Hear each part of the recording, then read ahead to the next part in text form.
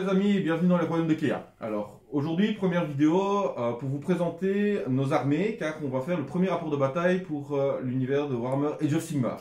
Donc je vais jouer mes Caradrons contre les Ironjawz d'Eric.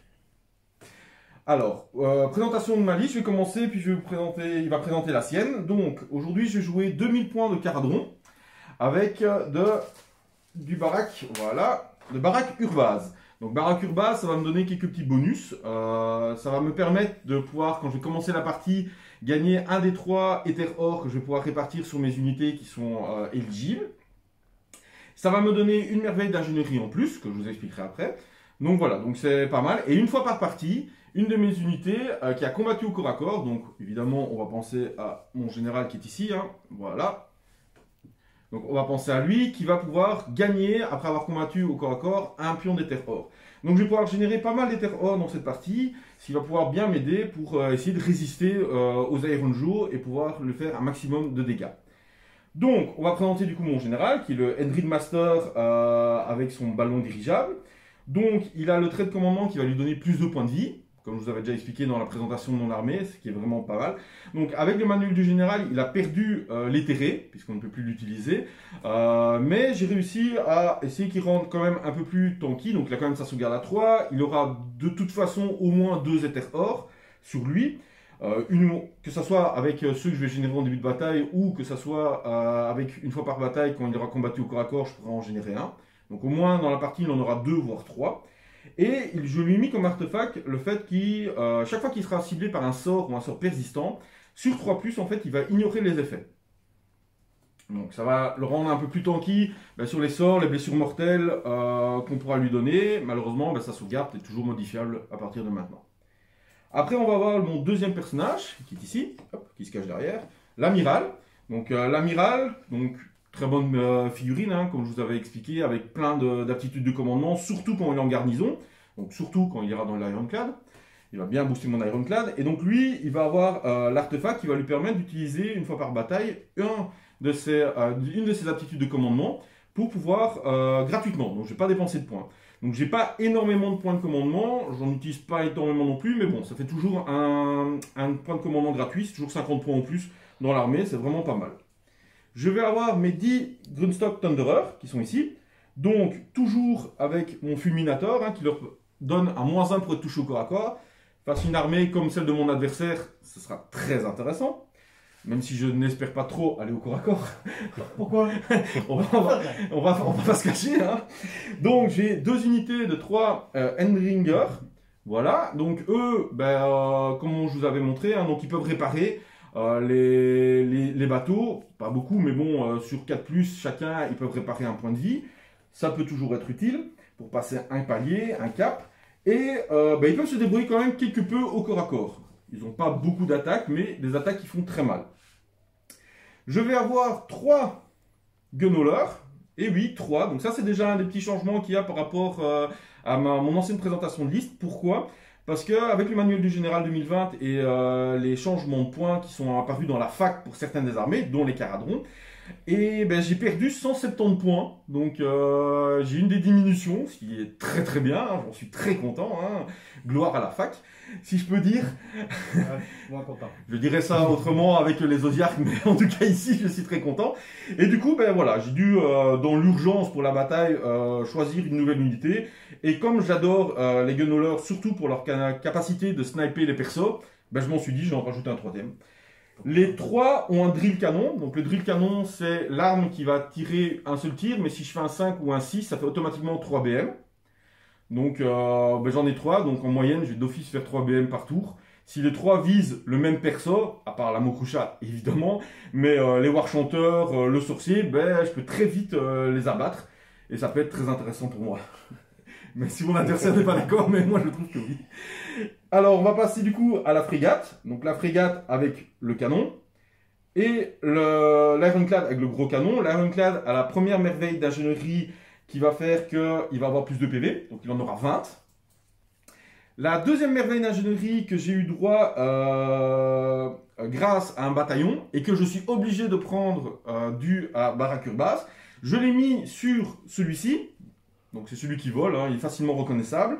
Et donc, c'est le souffle de Morgrim. Donc, je vais pouvoir cibler une unité à 6 pas de lui et lancer un dé pour chacune des figurines qui composent l'unité. Sur un 6, je fais une blessure mortelle. Voilà. J'ai toujours mon bataillon qui va regrouper du coup mes 2 unités d'Endringer, mon unité de Thunderer et mes 3 Gunhaulers, ainsi que ma frégate, qui fait qu'au début de la phase de tir, je vais cibler une unité, je vais dire tu me dois des sous, je me dois beaucoup de sous, et je vais pouvoir relancer les 1 pour le toucher. Ce qui peut être vraiment aidé, je pense, dans celui-ci. Je pense que lui me voudra beaucoup de sous. Non, il va beaucoup. Donc voilà, donc j'arrive finalement à 1960, donc je pense que j'aurai moins de points que mon adversaire, donc j'aurai droit en plus à un triomphe, donc ce qui est vraiment pas mal parce que le triomphe, je vais pouvoir l'utiliser en plus de mes éthers or. Donc ça me fait en sorte un éther or en plus que je peux utiliser lors de la même phase. Voilà, je vous ai présenté mon armée, maintenant je vais laisser Eric vous présenter son armée des Iron Joe. Bon, bonjour à tous. Donc moi j'ai 2000 points de Euro par clan, donc là je joue en Big Wag, pas en Arrow Hero Joe, c'est différent. Donc pour l'allégeance, ça va en fait me donner des bonus fixes en fonction des points que je gagne. Donc ça va du plus 1 à la touche, plus 1 pour blesser, un feel no pain, les règles des Iron Joe. Donc il y a des bonus qui se cumulent. Dans cette armée, je vais avoir un Iron Fist avec mes 4 unités, donc 2 x 3 Gore Grunta. J'ai 10 brutes avec les armes qui touchent à 2 pouces, 2 armes spéciales et la griffe et la masse sur le leader, qui sera mon chef de bataillon. J'ai 20 Hardboys sous équipement. J'ai 2 Warchanters, un qui a le Fixing Beat qui permet de soigner une figurine, et l'autre qui a le Get Some Beat qui sert à charger à 3d6 quand ça passe. Ça se lance sur du 4+. Aïe aïe aïe. Et le bonus le plus important, il donne le plus 1 au dégâts dans leur zone de 18 pouces, ça c'est gratuit, il ne faut pas faire de lancement. J'ai un Verdnob Shaman qui sert à lancer ma Big End of Gore, donc qui va me servir à propulser une unité à 24, n'importe où sur la table à 9 pouces de l'ennemi. Et alors j'ai mon petit titi, donc c'est un Mokrocha classique équipé avec la lance et l'épée, donc ça me permet d'avoir 8 attaques range 2, range -1, 2 dégâts de base. Aïe. Et le Mokrocha, et je lui ai donné un artefact qui lui permet d'avoir une reine de -3. Il a le trait de seigneur de guerre qui lui donne un +1 en sauvegarde d'armure, donc il passe en sauvegarde à 2+. Et la bestiole a le vert 1 qui fait que sur un 4+, il ignore les effets des sorts.